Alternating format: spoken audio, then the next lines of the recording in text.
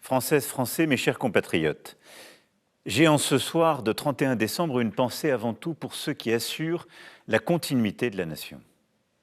Forces de sécurité, sapeurs-pompiers, bénévoles, soignants, travailleurs, tous ceux qui sont ce soir, comme toujours, en première ligne face aux difficultés. Protéger, soigner, nourrir, aider, apporter secours et fraternité, ainsi va la vie des grandes nations qui tiennent chaque jour par le dévouement de leurs citoyens. J'ai une pensée en votre nom à tous pour celles et ceux qui sont seuls, malades, dans l'épreuve ou le dénuement. Je sais comme la situation est difficile pour beaucoup d'entre vous, placés devant des souffrances personnelles et les malheurs de la vie, et je veux vous dire notre soutien et notre affection. Grâce à l'engagement de tous, grâce à vous, nous tenons. Oui, notre pays tient.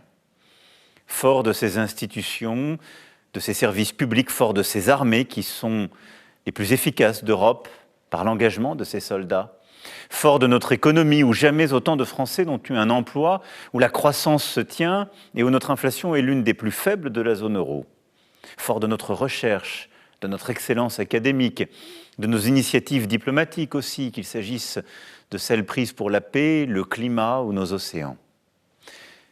Mais au-delà de tout cela, nul n'est aveugle sur les désordres du monde et nos propres failles.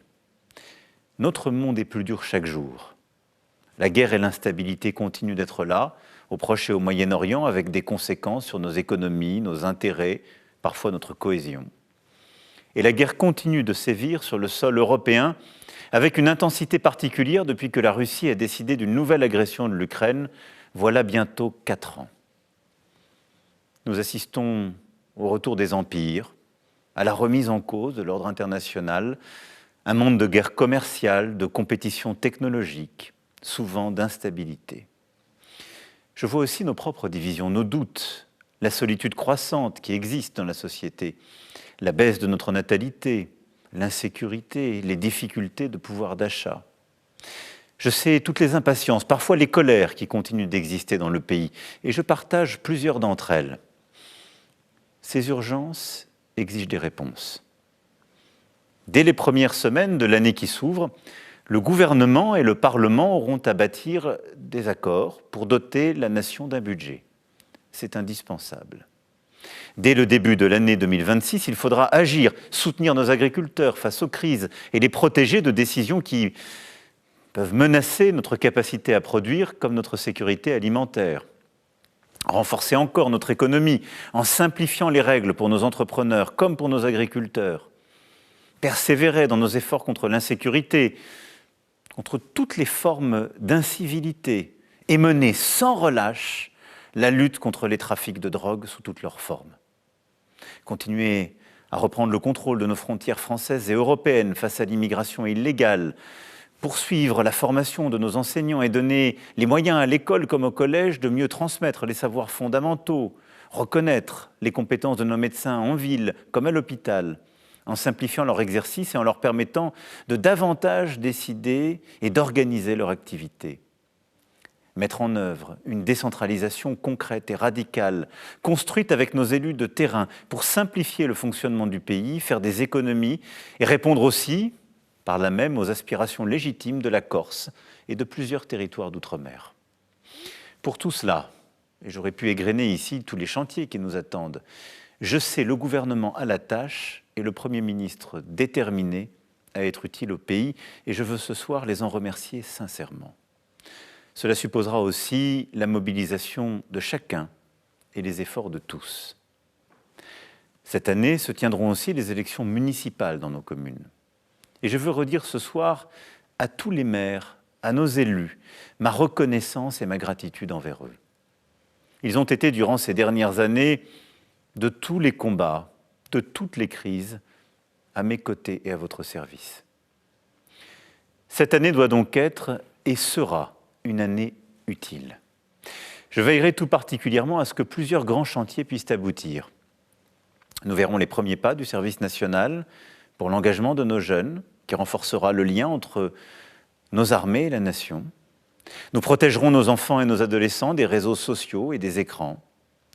Nous irons enfin au bout du travail législatif sur la question de la fin de vie dans la dignité, sujet sur lequel je m'étais engagé devant vous en 2022. À la fin de l'année, quand le moment sera venu, s'ouvrira peu à peu la prochaine campagne pour l'élection présidentielle de 2027. La première à laquelle je ne participerai pas depuis 10 ans. Pour autant, je serai jusqu'à la dernière seconde au travail, tâchant chaque jour d'être à la hauteur du mandat que vous m'avez confié, et je ferai tout pour que l'élection présidentielle se déroule le plus sereinement possible, en particulier à l'abri de toute ingérence étrangère. Au-delà des chantiers à mener, je veux avoir pour notre nation 3 vœux. D'abord, un vœu d'unité. Quels que soient les défis, notre histoire nous enseigne que nous pouvons tout relever, tout affronter si nous savons rester unis. N'oublions donc jamais que nos raisons de vivre ensemble sont chaque jour plus fortes que ce qui peut nous diviser, que les flots des urgences, des faits divers ou des mauvaises nouvelles. Notre unité suppose de lutter sans relâche contre l'antisémitisme, contre le racisme, contre toutes les formes de discrimination. Notre unité exige de reconnaître que chaque Française, chaque Français a un rôle à jouer pour relever les défis qui sont devant nous, que chacun d'entre nous est nécessaire et doit être encouragé et reconnu. Oui, dans notre vie de chaque jour, au fond, je nous souhaite plus de bienveillance et plus d'humanité. Mon deuxième vœu est un vœu de force, d'indépendance.